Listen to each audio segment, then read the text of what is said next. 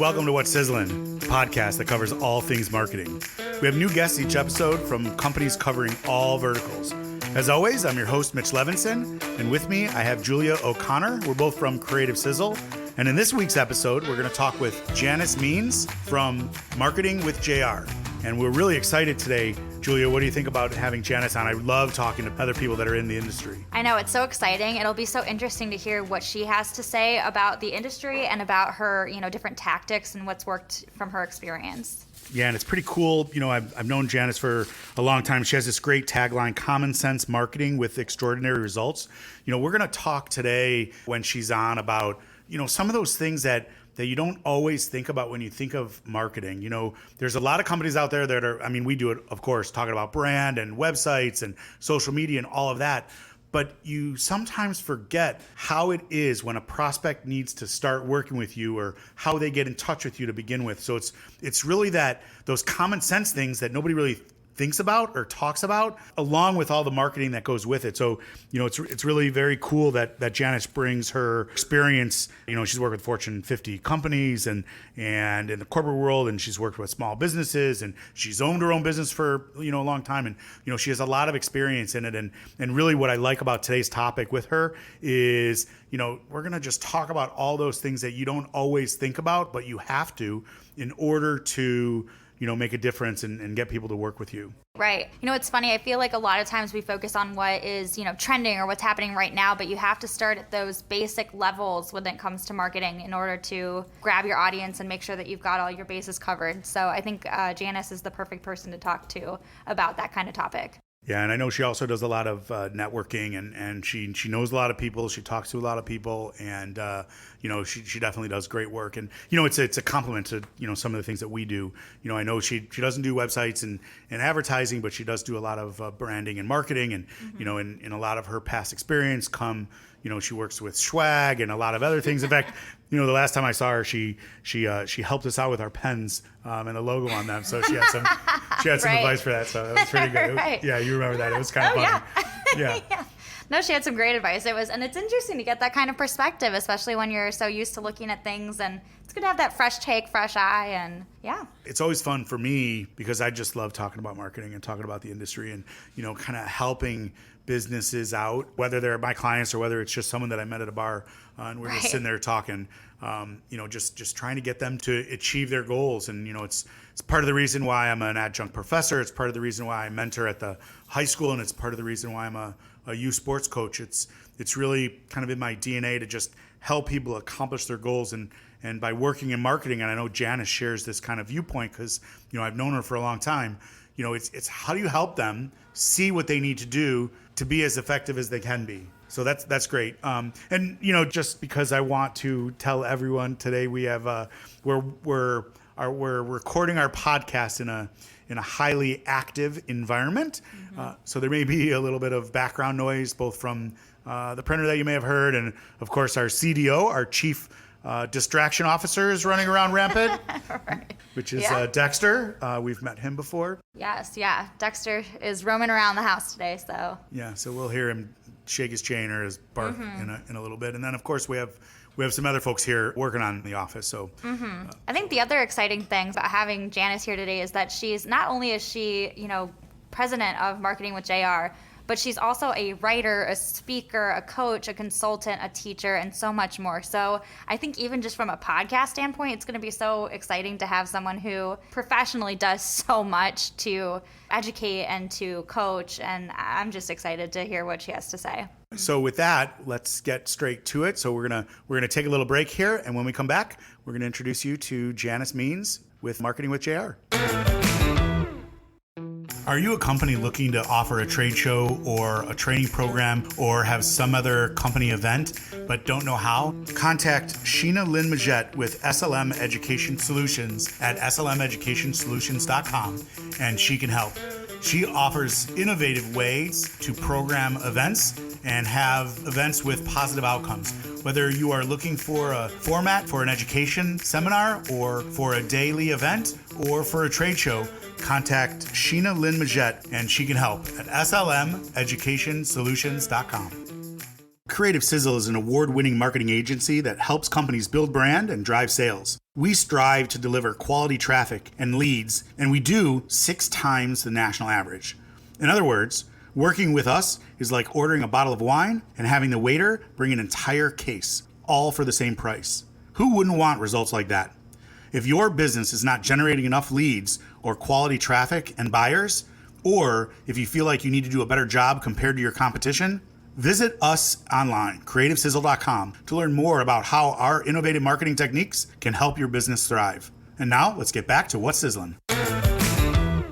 Welcome back, and we are back with What's Sizzlin', a podcast about all things marketing. And with us today, we have Janice Means, and we're really excited. She is with Marketing with JR. And the first thing that I thought of when I heard the name of the company is Who Shot JR back. I'm dating myself now from Dallas way back in the day because that was a huge deal. So where did your name Marketing with JR come from? Well, obviously I do marketing. So marketing came from marketing. Yep. And with JR is me. I have been JR since the Who Shot JR timeline.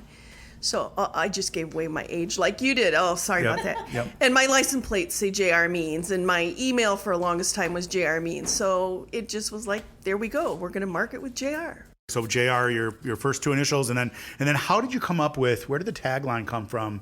Common sense marketing with extraordinary results. So early on, when I started helping people with their marketing, it was always like really basic stuff that they were forgetting to do. And over, it was the same basic things that they weren't doing. I would do audits with their marketing plans, their marketing strategies, look at what they're doing for marketing, and I kept running into really basic stuff that they weren't doing that was making it hard for the customers to do business with them. So I was like, okay, this is just common sense. And then it all fell out from there because I kept saying, you're forgetting to do the things that are common sense to make it easy for people to do business with you. So that's where it all came from.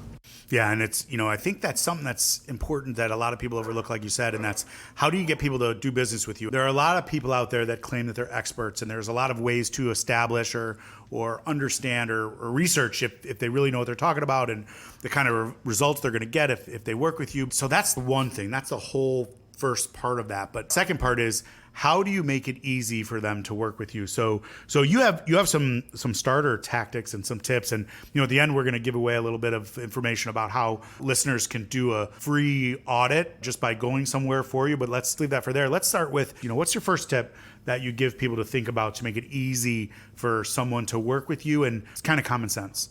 So make sure that you've updated your email signature line. How many times have you messaged somebody, whether personal or to do business with them, and you get sent from my iPhone or sent from my T-Mobile service? So I have them update that signature line so that they have their phone number, and if they're a business, add an email address, add the website, put your calendar link, put a signature line that allows people to get in touch with you. And you say, well, why do I need that? And my example always goes back to the real estate agent.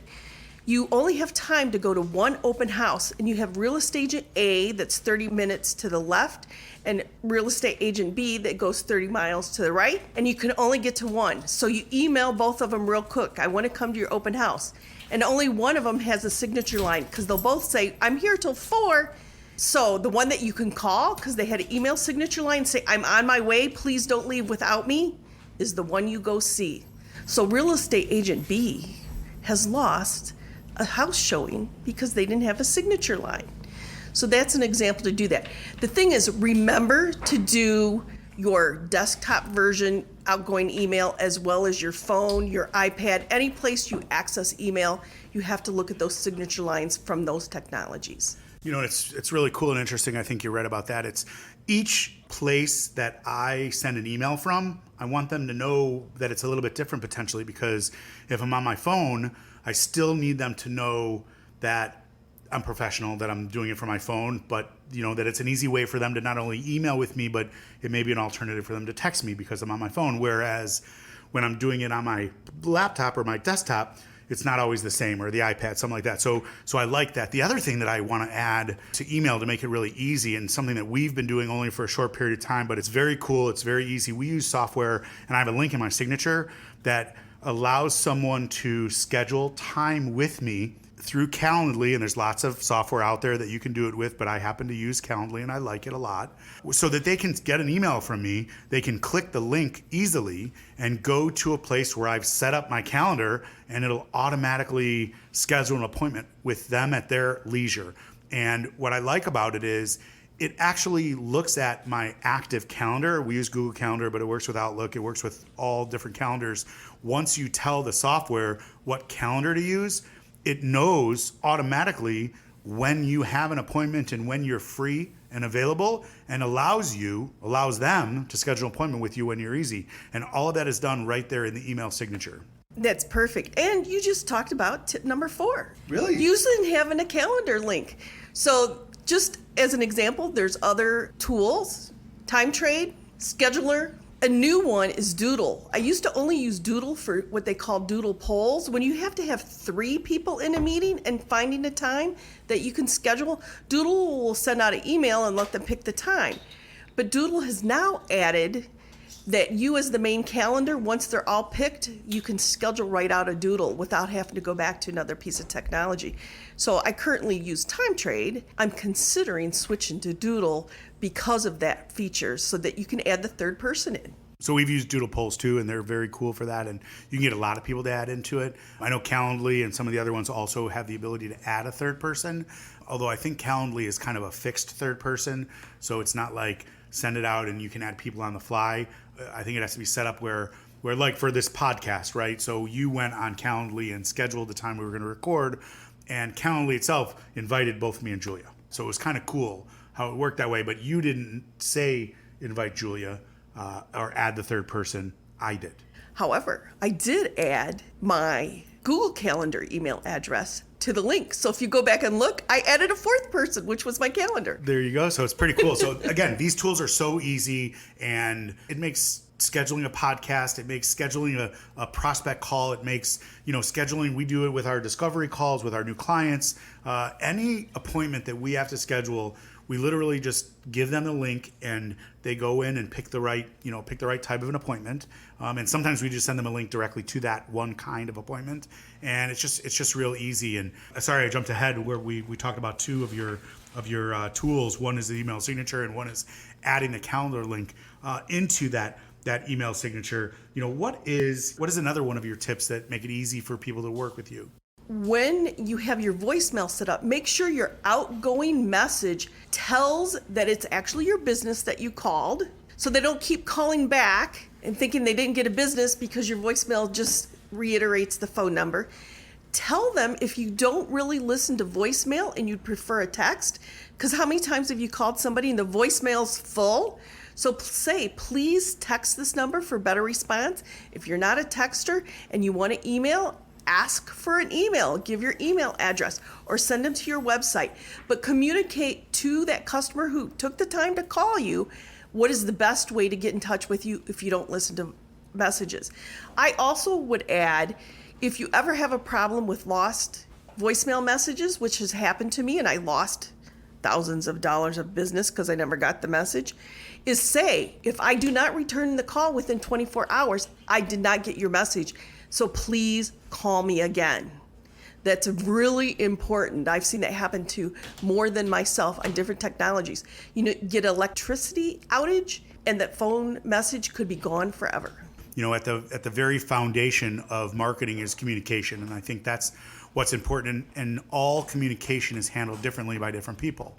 So, I think when you say things like give them instructions that they need that make the most sense, that obviously is good advice, right? Tell them what you want them to do in the event that your voicemail is full or you'd rather receive communication a different way.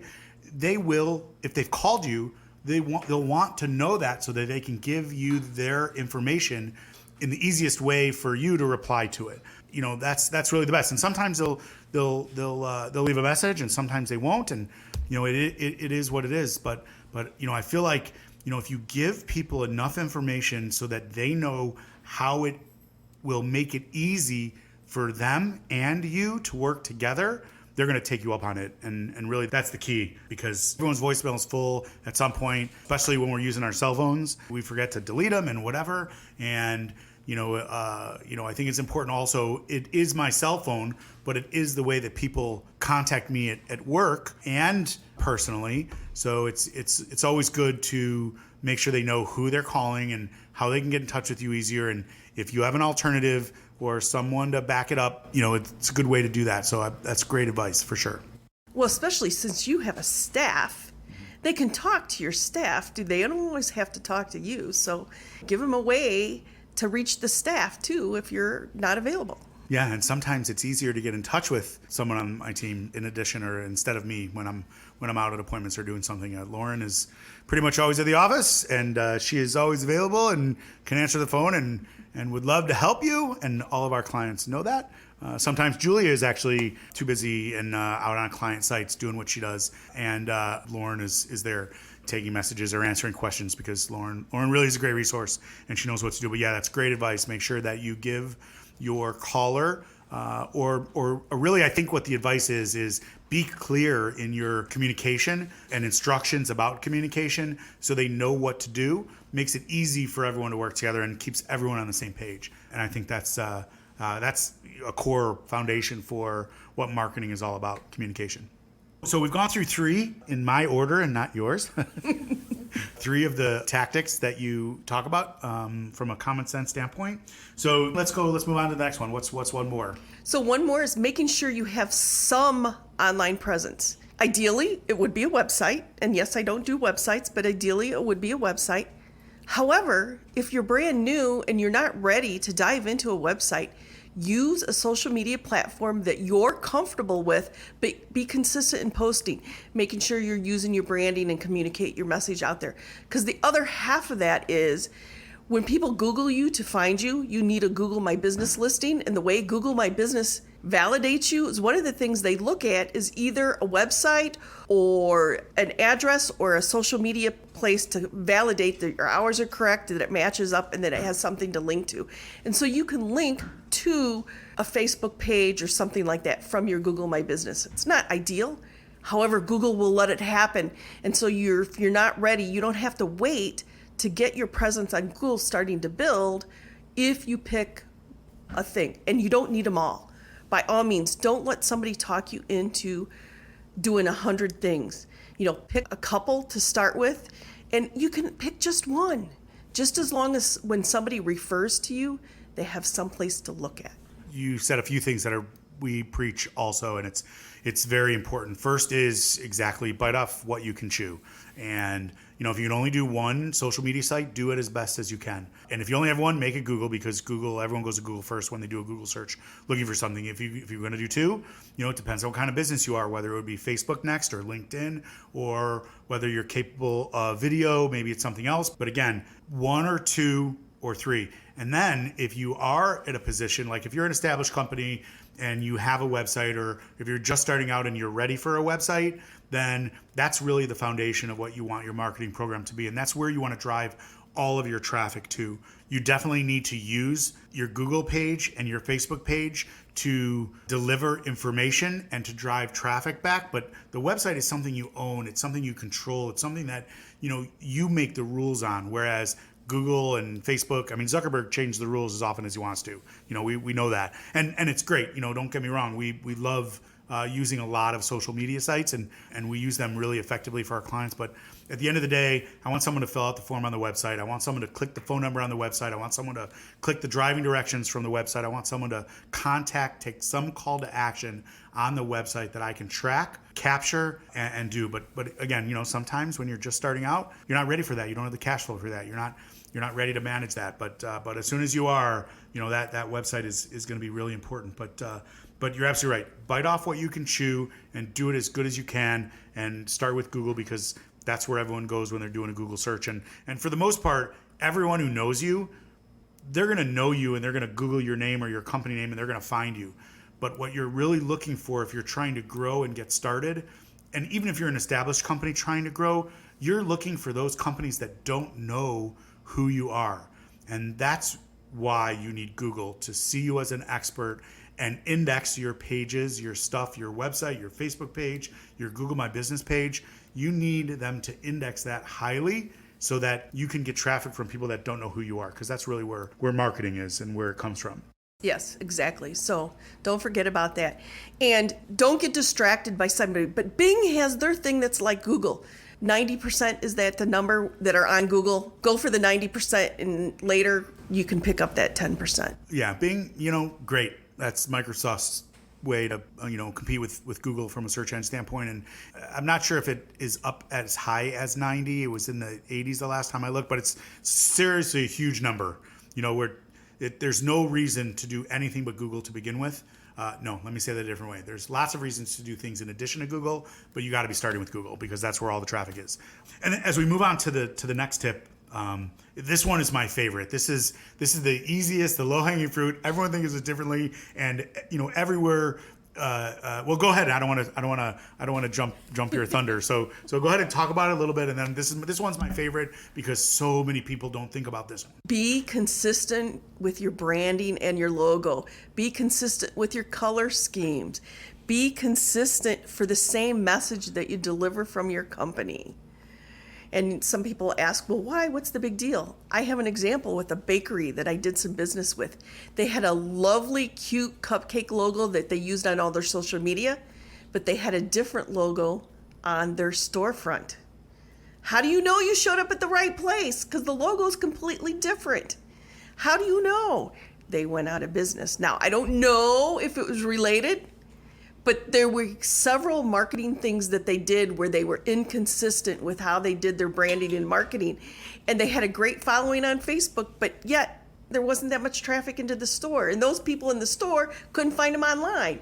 And it was like, well, how do I write a review for somebody I can't find? And it was inconsistent branding. Yeah, and this is so common and just it's common sense, right? We do a lot of work from a branding standpoint with a lot of companies, and the very first question we ask, and no matter what project we do with them, the first question is, do you have brand guidelines? Because you need a single logo. And if you have, there's reasons to have sub brands, like we're Creative Sizzle. We got a podcast called What's Sizzlin', so they both need their own logo, but they still have to be consistent, right? So there's reasons to have sub brands, but we need one logo for Creative Sizzle. We need one set of colors for Creative Sizzle. We need one set of fonts structure, and typically one font, maybe two, but one font for it. And that is what we need to use throughout everything. But when I say throughout everything, the size of the image that we use on Facebook and the way it lays out, right now it's a circle sort of, is different than the size and layout of the image on LinkedIn, which is also different than the size and the layout of the image that's on YouTube or Vimeo or Twitter or any of the other social media sites, TikTok and Snapchat and Instagram. They're all slightly different, but they have to be consistent and the same, but match the size and resolution of the social site you're on. And some of them have two, right? You have the main header area and then you have your logo area. So it has to be consistent throughout. It has to deliver the same message. It has to use the same logo. It has to be in the same color scheme, and it has to have the same font everywhere you go so everyone knows who you are, so they know you're not out of business. So if you're listening today and you don't have a brand guideline document, that is the next thing you need to do. Forget everything else we talked about. Write down what your brand is, and then make sure everyone uses it the same way. You know what McDonald's is. You know what Coca-Cola is. You know what Nike is. I can name 100 more companies just like that. You know exactly what it is, and you know even when you see it that it's an unlicensed version because it's not exactly what they would put out there. It is what it is. They are successful at marketing and branding because they know how to do it. They do it right. It's exactly the same every time. Their brand guidelines, we used to do some work for Equifax credit reporting agency, and their brand guidelines, the first small handful of pages were what was their brand guideline and how to use their brand. And then 4 times the number of pages they had with how you can't use their brand, what you shouldn't be doing. So remember that, if you're thinking about branding material and you want to be consistent, it's not only about what you should do, but what you shouldn't, how you can use it, but how you can't. That's very true. And I actually have another example where somebody was brand inconsistent because they always used red, white, and blue. And they were a seal coating company, and I won't say the seal coating company, but they weren't consistent in how they said their name. Sometimes I'll have to make something up. We'll say USA Goes Seal. But then sometimes they just put USA Seal. And they did different names. And what happened was they had a couple of subdivisions where they did year after year after year. And this year they showed up and all the driveways had already been done that were their customers. And the guy said, well, it was you. It was red, white, and blue. And it said Seal USA. And because they weren't consistent year after year of how they said their name and their flyers, somebody was able to scoop in with almost the same name and take all the business from them. Your brand is who you are. It's what makes you and unique, and it's really where you start. So, as we wrap up, Janice, I wanted to thank you very much for being on the show.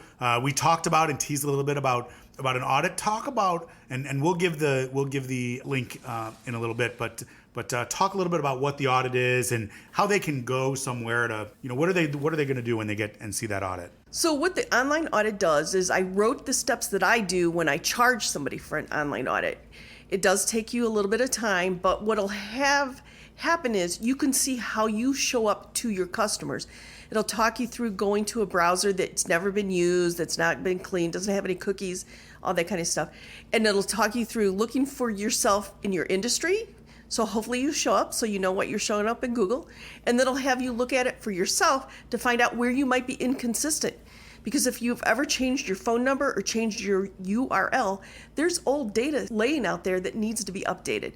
So it'll help you walk through finding that information and looking at it. And then look for where you're not showing up for maybe you should. Because some chamber organizations don't always get their pages indexed. And if you're paying to be in a chamber, you want your company to show up on that chamber. And if you're not, you got to find out. Tell them to ask to get re-indexed. Yeah, so even when you go to the link and you do it yourself, I would recommend having Janice take a look at it as well, because it's always good to get a professional's eye on it. And, we would certainly be willing to take a look at it also. But you definitely want someone to look at it to see if you're looking at it from the same standpoint a marketing professional is going to look at it. And when Janice takes a look at it, she's looking at it from, a lot of different standpoints. She's looking at how does your customer find you? How do your suppliers see you? How does everyone interact with you? It's a 360-degree view of what you look like online, different from you as the business owner or you as the marketing person or you as someone in the company that's there every single day, day to day. And sometimes you might be too close to see some of the flaws and to see that you've always done it this way and maybe now it's time to change. How do you know and how do you see that? So it's definitely good to get someone else's opinion on that. That's really good. And just example is one of the things that I end up telling people a lot of times is delete that Facebook page. And they're like, but like you haven't posted since 2012. It makes you look like you're out of business. Just delete it. No Facebook page is better than an old Facebook page. Same with LinkedIn and some of the other platforms too. But those are things that I add that you don't do on your own. However, on your own, you can get a lot done too. Yeah, that's great advice, especially as we come out of this pandemic. If you haven't posted in 6 months, shame on you. If you haven't posted in 6 months, call Janice. If you haven't written a blog post in 6 months, call us. If you haven't done anything for your marketing in 6 months, nobody knows you're still in business. Let me say that one more time. If you have not posted in 6 months, people think you're out of business. COVID has put a lot of companies out of business. And if you really want to remain competitive and you really want to market correctly, you got to post something somewhere. So if you haven't done it in the last 6 months, you really need to do it. So with that, we're gonna thank Janice for being on the show. How does someone get in touch with you? A couple of things. You can email me at Janice, Janice, at marketing-with-jr.com. Dashes is a whole nother story. They are regular dashes, not underscores. And phone number is 630-318-6151. And we'll share the link later. I've been thinking this whole episode, I don't remember JR's last name from Dallas. What was the family's? Ewing. Right. Okay. So remember, marketing with JR Ewing. No, I'm just kidding. marketingwithjr.com. Thank you very much, Janice. Thank you. We'll be back to wrap up in just a minute, so stay tuned. Did you know that SEO and SEM are very different? While many people have a hard time differentiating between the two, we have had many years of experience building effective SEO, search engine optimization, and SEM, search engine marketing plans. Creative Sizzle makes it possible for your business to be seen at the top of popular search engine result pages. Whether you're looking for free, organic tactics, or want to spend some cash to see results, Creative Sizzle can help with your digital marketing. Visit creativesizzle.com to learn more. This episode is brought to you by awesome employers that let you bring your pets to work every single day. In fact, while we're all still working remote or haven't gone back after the pandemic, you are your own boss. So here's to you, Dexter, for interrupting all of my Zoom calls and making sure people know you are in the background. Welcome back to What's Sizzling, the podcast that talks about marketing. Julia had to step out, so with me now is Lauren Pond. Lauren, what did you think about what Janice had to say about marketing and some of the tips and ideas that she had? I thought they were great. Some of the things that she did talk about were things I don't think I've ever even thought about as far as, as marketing goes, such as changing your email signature from your cell phone. When somebody leaves you a voicemail saying, if you don't hear back from me within 24 hours, please call back. Some of those tips, I bet, are things that slip through the cracks that people don't even think about. Yeah. And, her tagline where, it's common sense marketing with extraordinary results. I think it definitely shows that some of these things are that she talks about just make it real easy to keep your customer base engaged with you. And what she's offering to people and listeners is the self-audit for them to go and take a look at, a link and type some stuff in and kind of review and audit what they're doing right there. So you can go to tinyurl.com, MWJ-self-audit, just like it sounds.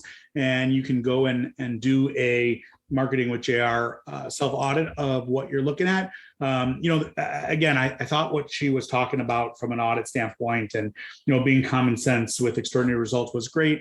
The only thing that she mentioned that, we've obviously talked about was the foundation should be your website. You can't really put all of your eggs in one basket in the social media front. You need to use social media and you have to have a presence there. But, as we know from when Facebook went down and with what happened to MySpace and some of the other sites, they come and go. You need to be there. You need to be there effectively. You need to create an environment for engagement. You need to have action and make sure your presence is positive, but you still need that website to drive traffic to so you can capture leads and nurture your customers and be specific with your brand. I really liked her conversation about the brand and, creating those brand guidelines, being very consistent with your color, your font, your message, your voice, and everything throughout what you use online from your digital footprint. Right. And that is something we always discuss with any client that we currently have or any new client that we bring on that is building a brand new website with us or revamping the one that they have is consistency